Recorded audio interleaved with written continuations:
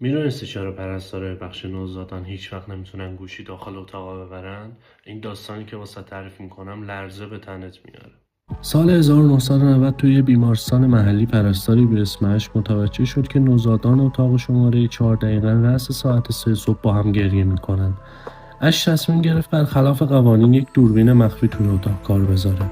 شب اول وقتی فیلمو چک کرد چیزی ندید جز تاریکی، اما شب دوم متوجه شد که نوزادا به یک نقطه خیره شدن و دارن میخندن، نه گریه. اش لرزون لرزون دوربین رو جلو برد و دید که توی انعکاس شیشه پنجره زنی با لباس پرستاری قدیمی داره برای بچه‌ها لالایی میخونه که هیچ صورتی نداره.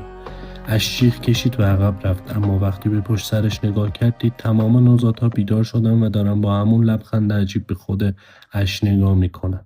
انگار اونا چیزی رو میدیدن که اش نمیدید.